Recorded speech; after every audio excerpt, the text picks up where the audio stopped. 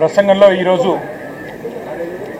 ప్రభుత్వం ఏదైనా కొత్త విషయాలు చెప్తుందేమో లేదా రాబోయే బడ్జెట్లో ప్రజలకిచ్చిన 420 హామీలు 420 హామీలు ఏవైతున్నాయో ఈ ప్రభుత్వం మరి ఆ 420 హామీలు 6 గ్యారెంటీల గురించి ఏమైనా కొత్త విషయాలు చెబుతారేమో లేదా గత 15 నెలల పేలవమైన అట్టర్ ఫ్లాప్ పరిపాలన ఏదైతే ఉందో దాని గురించి ఏమైనా ప్రాయశ్చిత్తం చేసుకునే విధంగా ప్రసంగం ఉంటుందేమో గవర్నర్ గారిదని చెప్పి మేమందరం కూడా భావించినాం, ఆశించినాం. కానీ ఇది గవర్నర్ గారి ప్రసంగం లాగా లేదు. ఒక మాటలో చెప్పాలంటే గాంధీ భవన్లో కాంగ్రెస్ కార్యకర్తల ప్రెస్ మీట్ లాగా ఉంది తప్ప గవర్నర్ గారి ప్రసంగం లాగా మాత్రం లేదు. పాపం పెద్ద ఆయన గవర్నర్ గారి నోటెంబడ కూడా చాలా అబద్ధాలు, ఒకటి కాదు రెండు కాదు, ఎన్నో అబద్ధాలు, ఎన్నో అర్ధసత్యాలు, ఎన్నో అసత్యాలు కూడా పాపం వారి నోటెంబడ కూడా పలకాల్సి రావడం మేము కూడా బాధపడతా ఉన్నాం. కాంగ్రెస్ సర్కారు యొక్క ఘోర వైఫల్యం వల్ల ఈరోజు రాష్ట్రంలో రైతాంగం ఆందోళనలో ఉంది. ఎక్కడికక్కడ పంటలు ఎండిపోతున్నాయి. రైతులు ఇప్పటికే 480 పైచిలకు మంది రైతులు ఆత్మహత్య చేసుకున్నారు. వాళ్లకు కనీసం ఒక్క మాట, వాళ్లకు సాంత్వన చేకూర్చే మాట, వాళ్లకు ఉపశమనాన్ని ఇచ్చే మాట, వాళ్లకు భరోసానిచ్చే ఒక్క మాటనన్నా గవర్నర్ నోటెంబడి వస్తుందేమో. పంటలు ఎండిపోకుండా కాపాడుతాం, నీళ్ళు ఇస్తాం, బుద్ధి తెచ్చుకున్నాం, ఇకనైనా బుద్ధితో మెదులుతామని చెప్పి ఒక్క మాటన్నా చెప్తారేమో అనుకున్నాం. ఒక్క మాట కూడా వారి నోటెంబడ రాలేదు. అసలు ఈ రోజు వరకు రాష్ట్రంలోని ఏ గ్రామంలో కూడా 25 నుంచి 30% మించి రుణమాఫీ జరగలేదు. ఇది నిర్వివాదం. ఇది మేము శాసనసభలో పోయిన సమావేశాల్లోనే అడిగినాం. ముఖ్యమంత్రి గారు సొంత ఊరికి పోదామా, సొంత నియోజకవర్గానికి పోదామా, ప్లేసు డేటు టైము మీ ఇష్టం, ఊరు కూడా మీ ఇష్టం. ఒక్క ఊళ్ళే 100% రుణమాఫీ అయితే మేమందరం రాజీనామా చేసిపోతామని చెప్పి కూడా చెప్పినాం. కానీ మళ్ళీ ఈరోజు గవర్నర్ గారి నోటెంబడ రుణమాఫీ అయిపోయింది, లక్షలాది మంది రైతులు సంతోషంగా ఉన్నారు అని చెప్పి అబద్ధాలు చెప్పించి గవర్నర్ గారి స్థాయిని కూడా దిగజార్చి ఈ కాంగ్రెస్ ప్రభుత్వం మళ్ళొక్కసారి తన భ్రష్టత్వాన్ని, తన నీచత్వాన్ని బయటపెట్టుకుంది. పెట్టుబడి సాయం అందని రైతులు రుణమాఫీ కాక, పెట్టుబడి సాయం జరగక, కేసీఆర్ గారి టైంలో ఉండే రైతు బంధును కూడా కనీసం అమలు చేసే పరిస్థితి లేక ఆగమాగమైపోతుంటే ఇవాళ రైతు బంధు మొత్తం అందింది. అది మాత్రమే కాకుండా రైతు కూలీలకు కూడా సాయం చేస్తున్నామని చెప్పి గవర్నర్ గారి నోటెంబడ ఇవాళ అబద్ధాలు చెప్పించడం అంటే గవర్నర్ గారికి కూడా అవమానం. ఇది వారు కూడా గుర్తించాలని చెప్పి కూడా మేము కోరుతా ఉన్నాం. సాగునీటి సంక్షోభం రోజు రోజుకు తీవ్రమవుతా ఉంది. కేవలం కేసీఆర్ గారి మీద గుడ్డి ద్వేషంతో, మా పార్టీ మీద గుడ్డి కోపంతో అక్కడ మేడిగడ్డను రిపేర్ చేయకుండా 15 నెలలు ఎండబెట్టడం వల్ల ఇవాళ మొత్తం గోదావరి పరివాహక ప్రాంతంలో ఎండిపోతున్న ప్రతి ఎకరా పంటకు బాధ్యత తీసుకోవాల్సింది రేవంత్ రెడ్డి అనే ఈ ముఖ్యమంత్రి. రేవంత్ రెడ్డి అనే చేతగాని ముఖ్యమంత్రి వల్ల ఈరోజు రాష్ట్రంలో లక్షలాది ఎకరాల్లో పంటలు ఎండిపోతుంటే, ఆ పంట ఎండిపోయి అవస్థలు పడుతున్న రైతులు, తమ పొలాన్ని నిప్పు పెట్టుకుంటున్న రైతులు, తమ పొలంలో ఇవాళ గొర్రెలను మేకలను మేపుతున్న రైతులు వాళ్ళు ఎదురు చూసిండ్రు గవర్నర్ గారి ప్రసంగం నుంచి. ఒక్క మాటన్న వస్తుందేమో, మేము పంటలను ఎండిపోకుండా కాపాడుతాం, మేమున్నాం, ఈ ప్రభుత్వం భరోసా ఇస్తున్నది, మీకు రిపేర్ చేస్తాం మేడిగడ్డను, ఇన్ని రోజులు కేసీఆర్ గారి మీద గుడ్డి కోపంతో తప్పు చేసినాం అని ప్రాయశ్చిత్తం చేసుకుంటారు అనుకున్నాం. ఆ సోయి కూడా ఈ ప్రభుత్వానికి లేదు. కనీసం ఒక్క మాట మాత్రంగా కూడా ఎండుతున్న పంటలు, సాగునీటి సంక్షోభం, 480 మంది రైతుల ఆత్మహత్యలు, వాటి గురించి ఒక్క మాట కూడా మాట్లాడకపోవడం అంటే రేవంత్ రెడ్డి ప్రభుత్వం యొక్క ప్రాధాన్యతలు ఎట్లా ఉన్నాయో దీన్ని బట్టే అర్థం చేసుకోవచ్చు. ఇవాళ భారతదేశంలో బహుశా ఏ రాష్ట్ర సెక్రటేరియట్ లో జరగని అత్యంత ఘోరమైన నీచమైన పరిస్థితి మన రాష్ట్ర సెక్రటేరియట్ లో జరిగింది. 20% కమిషన్ ఇయ్యందే ఇక్కడ బిల్లులు వస్తలేవని చెప్పి కాంట్రాక్టర్లు ఆర్థిక శాఖ మంత్రి, ఉప ముఖ్యమంత్రి గారి ఛాంబర్ ముంగట ధర్నా చేసే పరిస్థితి రాష్ట్రంలో బహుశా ఎన్నడూ కూడా గతంలో లేదు. మరి భారతదేశంలో కూడా బహుశా ఎక్కడా లేదని నేను అనుకుంటా ఉన్నా. ఇవాళ 20% కమిషన్ తప్ప విజన్ లేని ప్రభుత్వం ఇది. ఈ విజన్ ఉంది, ఆ విజన్ ఉంది, ఏఐ, డేటా సైన్సెస్ అని పెద్ద పెద్ద మాటలు. విజన్ లేదు, మన్ను లేదు, కమిషన్ తప్ప.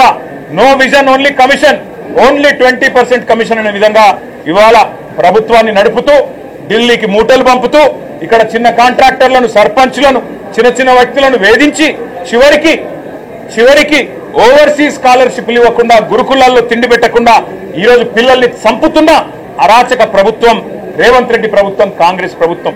కనీసం గురుకులాల్లో ఉండే అధ్వానమైన పరిస్థితుల గురించి ఒక్క మాట చెప్తారేమో అనుకున్నాం. దాని గురించి ఒక్క మాట లేదు. చనిపోయిన 83 మంది పిల్లలకు కనీసం ఒక మాట సానుభూతి చెప్పి సంతాపం చెప్తారేమో అనుకున్నాం. ఒక్క మాట కూడా వారి గురించి ప్రస్తావన లేదు. అదే మాదిరిగా ఇంకా విచిత్రం, 10 ఏళ్లలో కేసీఆర్ గారి ప్రభుత్వం ఆనాడు 4,17,000 కోట్ల అప్పు చేస్తే 4,17,000 కోట్ల అప్పు చేస్తే అంటే సంవత్సరానికి 41,000 కోట్ల అప్పు చేస్తే అప్పులు అని గుండె బాదుకున్న కాంగ్రెస్ సన్నాసులు ఇవాళ ఒక్క సంవత్సరంలో 1,62,000 కోట్ల అప్పులు తెచ్చిన విషయం ఒక మాట చెప్తారేమో అనుకున్నాం. సరే, కేసీఆర్ ప్రభుత్వం కొత్తగా ఏర్పడ్డ తెలంగాణకు ఒక బలమైన పునాది వేయాలని బ్రహ్మాండమైన పథకాలు, రైతులకు వ్యవసాయానికి మాత్రమే 10 ఏళ్లలో కేసీఆర్ ప్రభుత్వం ఖర్చు పెట్టింది దాదాపు 4.5 లక్షల కోట్లు. రైతు బంధు రూపంలో 73,000 కోట్లు, రుణమాఫీ రూపంలో 28,000 కోట్లు, ఇరిగేషన్ ప్రాజెక్టుల రూపంలో, అదేవిధంగా వ్యవసాయ పనిముట్ల రూపంలో, మెకనైజేషన్ రూపంలో, డ్రిప్ రూపంలో, సబ్సిడీల రూపంలో, ఉచిత విద్యుత్ రూపంలో మొత్తం 4.5 లక్షల కోట్ల రూపాయలు తెలంగాణలోని 70 లక్షల మంది రైతులకు ఇవ్వడం వల్ల ఇవాళ భారతదేశంలో తెలంగాణ వరిధాన్యం ఉత్పత్తిలో నెంబర్ 1 అయ్యింది. కానీ ఇవాళ గవర్నర్ గారి ప్రసంగంలో ఏం చెప్పుకుంటున్నారు? భారతదేశంలోనట రేవంత్ రెడ్డి ఉద్దారకం వల్ల తెలంగాణ నెంబర్ 1 అయిన వరిధాన్యం ఉత్పత్తిలో. ఏది సంవత్సరం 14 నెలల్లో నువ్వు పంటలు ఎండబెట్టడం వల్ల, రైతు బంధు ఇవ్వకపోవడం వల్ల, కరెంటు అస్తవ్యస్తం చేయడం వల్ల, రైతుల ఆత్మహత్యల వల్ల వరిధాన్యం ఉత్పత్తి పెరిగిందా? సిగ్గన్నా ఉండాలి మాట్లాడడానికి ప్రభుత్వానికి, కనీసం సోయన్నా ఉండాలి. ఇవాళ లక్షల ఎకరాల్లో పంటలు ఎండిపోతుంటే కనీసం ఓదార్చడానికి ఒక మంత్రి దిక్కులేడు, కనీసం ఒక కాంగ్రెస్ ఎమ్మెల్యే లేడు. ఊళ్ళల్లో పోతే కాంగ్రెస్ ఎమ్మెల్యేల్ని తరిమి కొడుతున్నారు. ఏది రైతు బంధు, ఏది రుణమాఫీ, ఎక్కడ తెచ్చిండ్రు మీరంతా అని చెప్పి ఊళ్ళల్లో ఇవాళ తరిమి కొడుతున్న పరిస్థితులను దాచిపెట్టే ప్రయత్నం గవర్నర్ గారి ప్రసంగం ద్వారా చేసిన మాట. 1,50,000 కోట్లు, 1,62,000 కోట్లు అప్పు చేసి ఒక్కటంటే ఒక్కటి కూడా పథకాన్ని ప్రారంభించని ఒక అసమర్థ ప్రభుత్వం రేవంత్ రెడ్డి ప్రభుత్వం. కేవలం కుంభకోణాలు, 20% కమిషన్లు, 30% ల్యాండ్ డీల్స్. నా మాట కాదు, కాంగ్రెస్ ఎమ్మెల్యేలు చెప్తా ఉన్నారు 30% కమిషన్ ఇస్తేనే మా మంత్రులు పనిచేస్తారు, 20% కమిషన్ ఇస్తేనే బిల్లులు వస్తాయి అని వాళ్ళ స్వయంగా కాంగ్రెస్ ఎమ్మెల్యేల నోటంబడ వస్తున్న మాటలు, కాంట్రాక్టర్లు సెక్రటేరియట్ లో ధర్నాలు చేస్తున్న పరిస్థితి. ఈ దుస్థితి గురించి గవర్నర్ గారు ఏమన్నా చెబుతారేమో. అవినీతి రహితంగా ప్రభుత్వాన్ని నడిపే ప్రయత్నం చేస్తాము. ఢిల్లీకి మూటలు పంపేదానిలో బిజీగా ఉన్నా, పదవులు కాపాడుకోవడం కోసం ఢిల్లీకి మూటలు తప్పకపోయినా కనీసం ఇక్కడైనా సర్దుకుంటాము, సరి చేసుకుంటామని ఒక్క మాట చెప్తారేమో అనుకున్నాం. దాని ప్రస్తావన లేదు. ఒక్క గ్యారంటీ లేకుండా, ఒక్క గ్యారంటీ అమలు చేయకుండా, 420 హామీల్లో కనీసం ఒక్క హామీ అమలు చేయకుండా, ఇవాళ ఒక్క కొత్త ప్రాజెక్టుకు ఇటుక కూడా పెట్టకుండా 1,62,000 కోట్ల అప్పు చేసినందుకు గవర్నర్ గారు ఏమైనా మందలిస్తారేమో రేవంత్ రెడ్డి గారిని అనుకుంటే, మరి అక్కడ కూడా గాంధీ భవన్ లో ఒక కార్యకర్త చేసే ప్రసంగం లాగా ఇవాళ గవర్నర్ గారి ప్రసంగం సాగింది. ఒక మాటలో చెప్పాలంటే తెలంగాణలో మా పిల్లలకు అర్థమైంది నేను చెప్తే.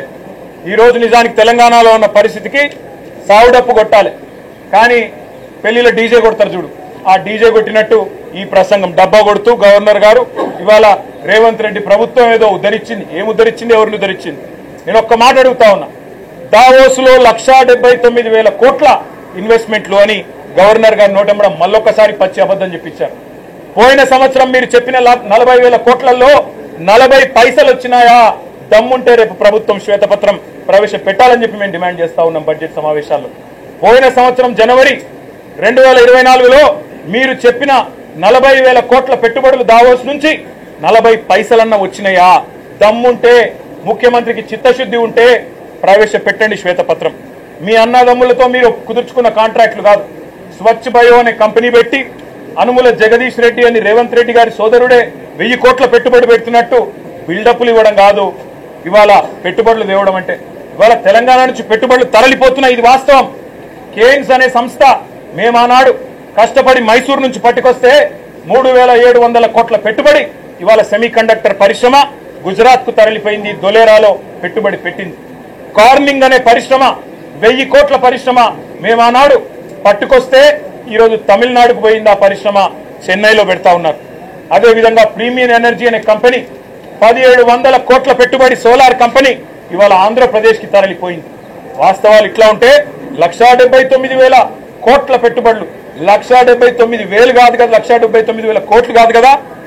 ఈ ప్రభుత్వం ఎంత అసమర్థ ప్రభుత్వం అంటే కొత్తగా ఒకరు కూడా పెట్టుబడి పెట్టడానికి ముందుకొచ్చే పరిస్థితి లేదు. వీళ్ళ ఆర్ఆర్ ట్యాక్సులు, వీళ్ళ కమిషన్లు, వీళ్ళ దాడికి తట్టుకోలేక నిర్మాణ రంగం కుదేలైపోయింది. రియల్ ఎస్టేట్ మొత్తం అస్తవ్యస్తం అయిపోయింది. ఇప్పటికే నిర్మాణ రంగం పూర్తి స్థాయిలో పడిపోయిన పరిస్థితి. ఇంకోవైపు ప్రభుత్వమే స్వయంగా చెప్తా ఉంది ఇప్పటి వరకు తమ ఫిస్కల్ టార్గెట్లు రీచ్ కావడం లేదని బడ్జెట్లో కూడా చెప్తారని అనుకుంటా ఉన్నాం. కాబట్టి పరిస్థితి ఏమో ఇట్లా ఉంటే ప్రతి పదం గవర్నర్ గారితో ఈరోజు చెప్పించింది అబద్ధం, ప్రతి మాట ఈరోజు గవర్నర్ గారి నోటంబడ వచ్చింది అసత్యం, ప్రతి వాక్యం పచ్చి మోసం. మరి మోసం చేసింది ఇవాళ తెలంగాణ ప్రజల్ని మాత్రమే కాదు, గవర్నర్ గారిని కూడా ఈ రాష్ట్ర ప్రభుత్వం మోసం చేసింది, గవర్నర్ గారిని కూడా అవమానించింది. ఇంకొక మాటలో చెప్పాలి అంటే దశ దిశ ఏదీ లేని కేవలం ఒక డబ్బాలో గులకరాలు వేసి ఊపితే ఎట్లా అయితే సౌండ్ వస్తుందో అట్లాంటి అది పరిస్థితి తప్ప ఇంకొక మాట కూడా లేదు. ఇంకా దారుణమైన మాట, బీసీలను కులగణన పేరుతో వంచి అవమానించి, ఈ మాట మేమనలేదు, ఒక కాంగ్రెస్ ఎమ్మెల్సీ గారంటే ఆయనను కూడా సస్పెండ్ చేసి పారేసినారు. మీరు ఎట్లా తగ్గిస్తారయ్యా? కేసీఆర్ గారి ప్రభుత్వం ఉన్నప్పుడు సమగ్ర కుటుంబ సర్వేలో ఆనాడు 56% ఉన్న బీసీలు ఈరోజు 46 ఎట్లయితారని చెప్పి ఒక ఎమ్మెల్సీ గారు అడిగితే ఆయనను తీసుకుపోయి పార్టీలను సస్పెండ్ చేస్తారు. ఇవాళ మేమనడం కాదు కదా, రాష్ట్రంలో ఒక్క బీసీ సంక్షేమ సంఘం మీ లెక్కలు కరెక్ట్ అంటుందా? ఒక్క బీసీ బిడ్డ మీ లెక్కతో ఏకీభవిస్తున్నాడా? అదేవిధంగా మీ ఎమ్మెల్సీలు మీ ఎమ్మెల్యేలైనా కనీసం వాళ్ళైనా ఏకీభవించే పరిస్థితుందా? ఇవాళ కులగణన పేరుతో బీసీలను వంచి వాళ్ళను కూడా మోసం చేసి వాళ్ళ సంఖ్య కూడా తగ్గించి వాళ్ళను ఉద్ధరించినట్టు సోషల్ జస్టిస్ అని ఇవాళ గవర్నర్ గారి నోటెంబడ అబద్ధాలు చెప్పడం అంటే నిజంగా కూడా సిగ్గుచేటు. అదేవిధంగా కాంగ్రెస్ తల్లిని తీసుకొచ్చి రుద్ది, కాంగ్రెస్ తల్లిని సెక్రటేరియట్ లో పెట్టి, రాహుల్ గాంధీ తండ్రిని సెక్రటేరియట్ ముందు పెట్టి అదేదో గొప్ప పని చేసినట్టు, తెలంగాణకు వాళ్ళేదో ఉద్ధరించినట్టు సిగ్గు లేకుండా మాట్లాడుతున్న ఈ ప్రభుత్వానికి మేము చెప్పేది ఒకటే, కాంగ్రెస్ తల్లిని రాహుల్ గాంధీ తండ్రిని మంచిగా భద్రంగా ప్యాక్ చేసి గాంధీ భవన్ పంపిస్తాం 3 ఏళ్ల తర్వాత, తప్పకుండా ఎక్కడ పెట్టుకోవాలో అక్కడే పెట్టుకోండి అని చెప్పి కూడా తెలియజేస్తూ, గవర్నర్ గారి ప్రసంగం ఈ రోజు పూర్తి స్థాయిలో ప్రజలను వంచడమే కాకుండా, ప్రజలను మోసం చేయడమే కాకుండా గవర్నర్ గారి ప్రతిష్టను కూడా తగ్గించిందనే మాట కూడా నేను మీకు తెలియజేస్తా ఉన్నా. Thank you.